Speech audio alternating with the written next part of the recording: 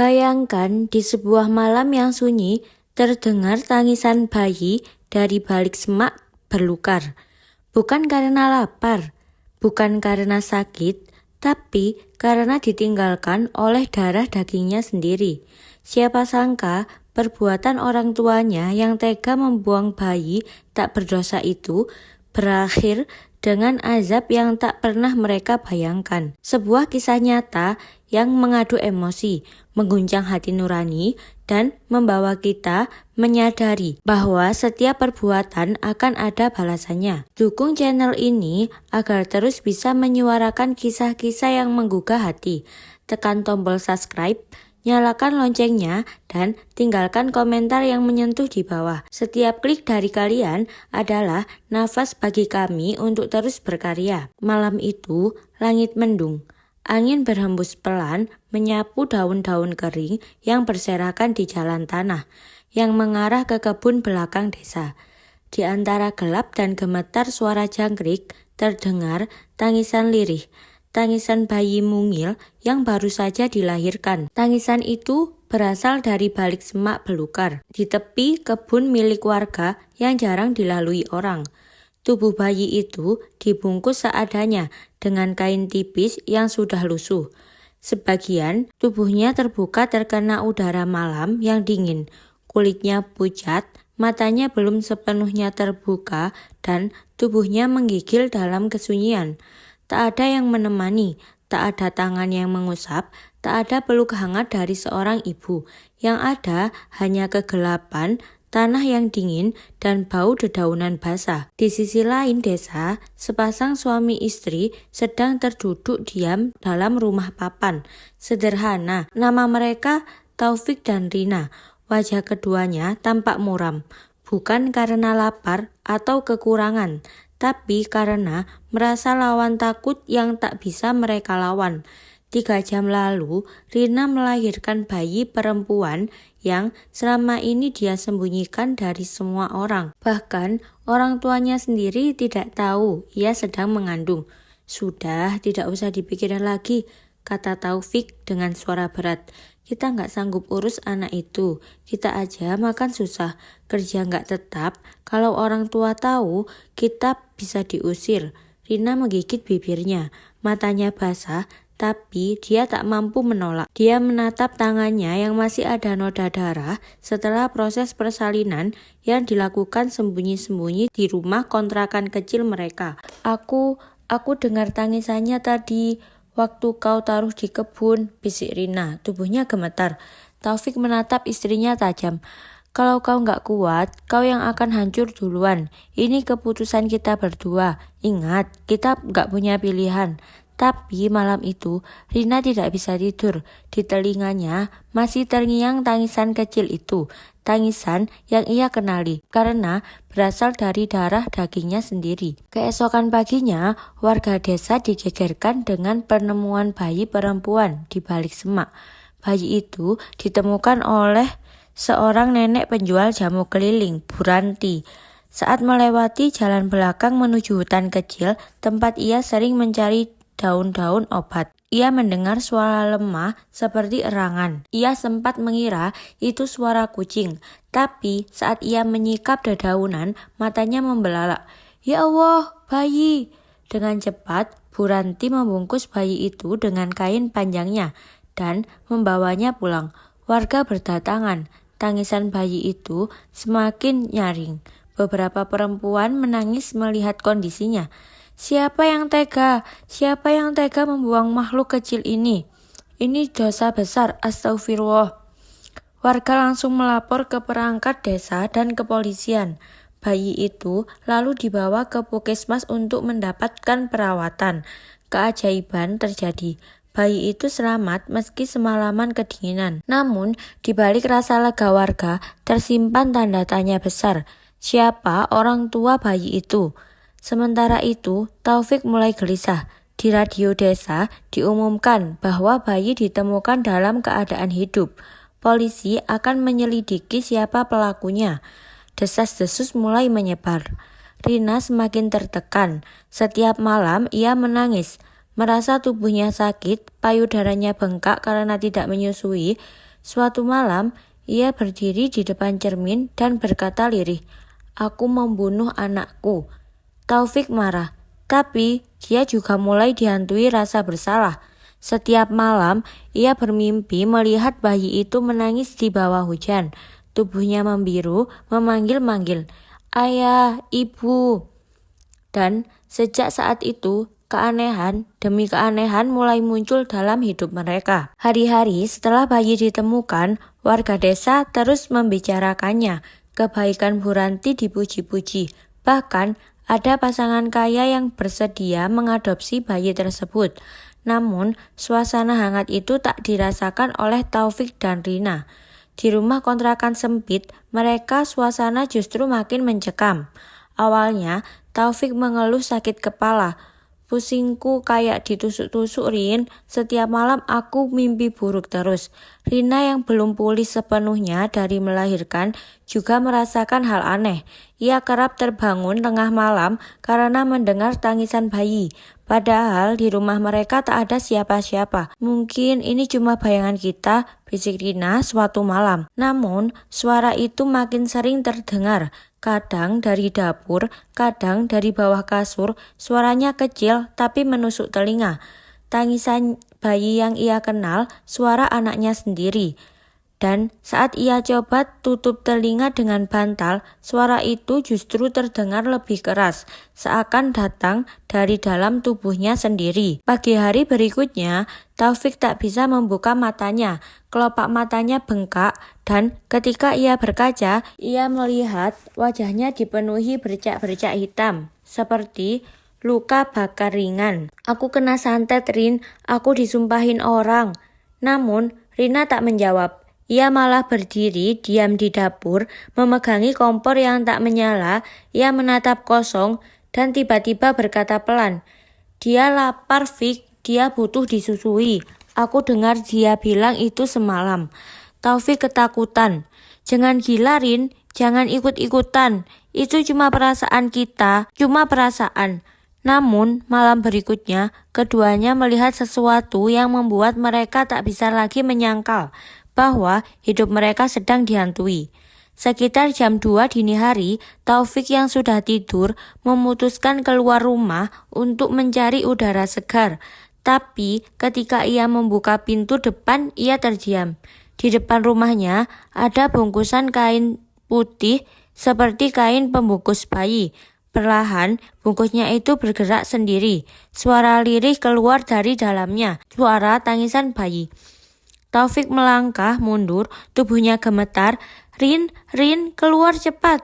Rina datang dengan langkah lemah, dan ketika ia melihat bungkusan itu, ia jatuh terduduk. Itu kain yang kupakai untuk melahirkan. Aku buang bersama bayi itu." Dan seketika, suara tangisan berhenti. Bungkusan itu menghilang seperti asap yang disapu angin. Tapi di lantai teras, tertinggal bercak darah kecil, merah, segar seperti baru diteteskan. Hari demi hari berlalu. Rina mulai kehilangan akal sehat. Ia mulai berbicara sendiri. Kadang menyanyikan lagu Nina Bobo di kamar mandi, kadang tertawa lalu menangis dalam hitungan detik.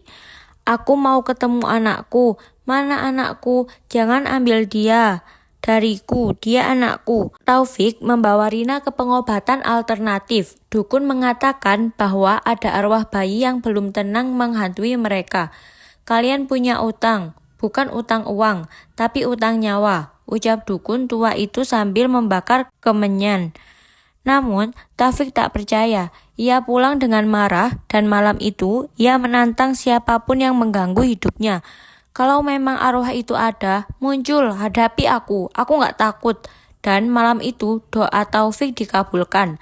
Sekitar pukul 3 pagi, lampu rumah mendadak mati. Angin masuk dari celah-celah jendela, udara menjadi dingin membekukan. Rina meringkuk di sudut kamar sambil menutup telinga. Taufik mengambil senter dari meja, tapi sebelum ia sempat menyalakan, ia melihat sesosok kecil berdiri di pojok ruangan. Sosok bayi dengan tubuh penuh tanah dan dedaunan basah. Matanya merah dan ia tersenyum padanya. Pa, Taufik menjerit, jantungnya seperti berhenti berdetak. Senter terjatuh, ia berlari keluar rumah hanya mengenakan celana pendek dan baju sobek. Ia menjerit seperti orang gila di jalanan gelap. Sementara Rina di dalam rumah memeluk tubuhnya sendiri sambil terus bergumam, "Aku ingin peluk kamu, Nak. Aku salah, aku menyesal." Tapi penyesalan itu sudah terlambat. Setelah malam itu, kehidupan Taufik dan Rina benar-benar hancur. Taufik tak lagi pulang ke rumah. Setelah berlari seperti orang gila di tengah malam, ia ditemukan warga keesokan harinya tertidur di depan masjid dengan tubuh gemetar dan mata melotot. Mulutnya komat kamit menyebut nama yang sama berulang kali. "Jangan tangisi aku lagi, Pak. Aku sudah dingin." Warga yang mengenalnya pun terkejut. Taufik dikenal pendiam, tertutup, tapi tidak pernah dianggap bermasalah. Namun, kini ia seperti kehilangan kendali atas hidupnya. Tubuhnya lemas, matanya sayu, ia dibawa ke rumah sakit jiwa oleh pihak desa setelah menyerang seorang anak kecil yang tengah bermain di halaman. Sementara itu, Rina juga tak kalah mengenaskan. Ia tinggal sendiri di kontrakan yang sudah tak terawat. Semua perabotan dibiarkan berantakan, baju-baju tak dicuci, dapur dipenuhi lalat, dan air menggenang di lantai. Yang ia lakukan tiap hari hanya satu, duduk di pojok kamar, memeluk guling lusuh seolah itu bayinya sendiri. Setiap orang yang mencoba mendekat atau membantunya ditolaknya. Ia menolak bicara, menolak mandi, bahkan menolak makan jika bukan dari tangan orang tua Bu Ranti, nenek yang dulu menemukan bayi mereka. "Dia mirip kamu, Bu, rambutnya halus, kulitnya putih, mirip aku waktu kecil juga." Rina kerap berbicara sendiri seperti itu, seperti sedang menghibur diri bahwa bayinya masih hidup bersamanya. Namun semua orang tahu, pikirannya telah rusak. Hingga suatu hari, desa kembali gempar, bukan karena azab yang terlihat jelas, tapi karena Taufik melarikan diri dari rumah sakit jiwa dan datang ke puskesmas tempat bayi yang dulu dibuang dirawat. Ia berdiri di depan bangunan itu seperti orang kerasukan. Matanya merah, rambutnya acak-acakan, tubuhnya kurus, dan tampak penuh luka cakaran. "Aku ayahnya, anakku ada di sini, aku mau dia balik." Para petugas mencoba menenangkannya, tapi Taufik malah menggigit tangannya sendiri hingga berdarah. Lalu berteriak, maafkan aku, jangan lihat aku seperti itu, aku ayahmu, aku. Ia akhirnya dibawa polisi dan kembali dirawat di rumah sakit jiwa dengan pengawasan ketat. Namun sejak hari itu, ia tak lagi berbicara satu patah kata pun. Ia hanya menatap kosong ke langit-langit kamar, tertawa menangis, tertawa lagi, seolah pikirannya tak lagi di dunia. Rina pun makin memburuk. Suatu malam, ia keluar rumah sambil membawa sebaskom air. Ia menaburkan air itu di depan rumah warga sambil berkata, "Ini air mandi anakku, jangan sampai dia dingin ya." Salah satu tetangga yang iba kemudian membawanya ke pesantren khusus rehabilitas jiwa. Di sana, ia tak henti-hentinya minta diantar ke kuburan. "Anakku kedinginan, aku harus ke sana. Aku mau minta maaf, aku mau peluk dia." Namun setiap kali dibawa ke pemakaman, ia malah berteriak-teriak histeris di atas tanah kosong, menggali dengan tangan telanjang, menganggap di sanalah anaknya dikuburkan. Beberapa bulan kemudian, kabar menyedihkan datang. Taufik meninggal dunia karena kejang parah. Di kamar isolasi, tak ada yang datang mengklaim jenazahnya. Ia dikuburkan sebagai mayat tak dikenal. Rina masih hidup, tapi tidak benar-benar hidup. Raganya ada, jiwanya telah terikat oleh penyesalan yang tak berujung. Setiap malam ia menangis sendiri di sudut pesantren, kadang merintih, kadang menyanyi, kadang tertawa, seperti bayi yang sedang belajar mengenali dunia. Dan bayi itu, ia tumbuh sehat di keluarga angkat yang menyayanginya. Mereka menamainya Alia. yang berarti mulia dan tinggi derajatnya. Siapa sangka bayi yang dulu dibuang seperti sampah kini menjadi anugerah bagi keluarga lain. Ia tak pernah tahu siapa orang tua kandungnya, tapi mungkin itu yang terbaik. Karena masa lalunya adalah cerita kelam yang menjadi pelajaran besar bagi siapapun yang mendengarnya. Desa kecil itu tahun demi tahun berlalu. Desa kecil itu tak lagi menjadi pusat kehebohan. Kehidupan kembali normal, pasar kembali ramai, dan suara anak-anak kembali mengisi jalan. Namun di sebuah bangunan tua pesantren tempat rehabilitas jiwa masih terdengar suara yang sama setiap malam. Nak, maafkan ibu salah, ibu berdosa. Itu suara Rina, kini tubuhnya kurus, rambutnya memutih, meski usianya baru 30-an. Tapi kerutan di wajahnya seakan menandakan beban usia yang jauh lebih tua. Setiap hari, ia duduk di bawah pohon mangga, memandangi langit dan berbicara pada udara. Ibu ingin menimangmu walau cuma sebentar saja. Para pengasuh pesantren telah terbiasa dengan kebiasaan Rina.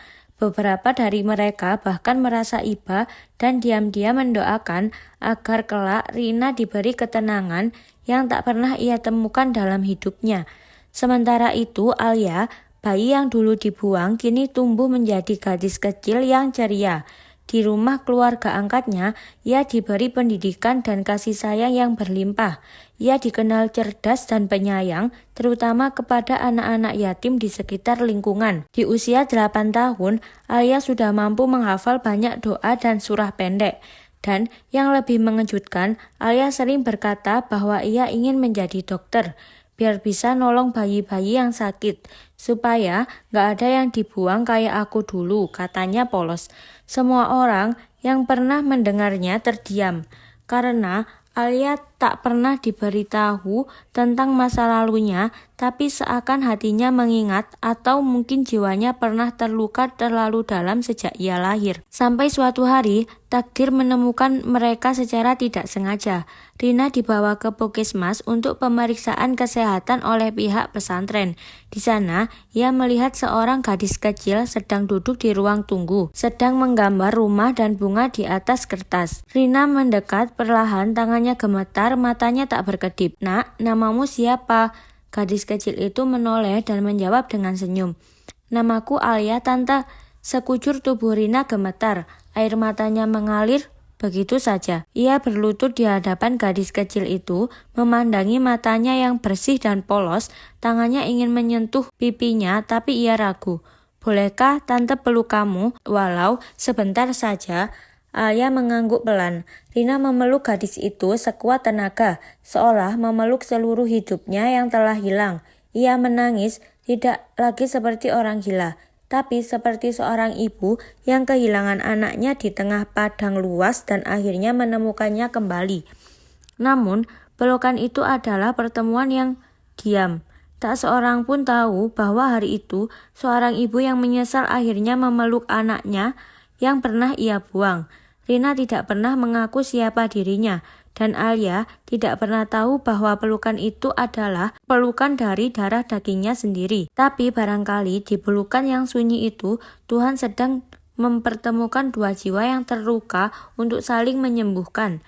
Beberapa bulan setelah itu, Rina wafat dalam tidurnya. Ia meninggal dengan senyum tipis di wajahnya. Pengasuh pesantren bersaksi bahwa malam sebelum ia meninggal, ia sempat berkata, "Aku sudah peluk dia, anakku cantik sekali. Dia maafin aku tahu, dia maafin aku." Dan kisah ini berakhir di pusara sunyi di bawah langit senja.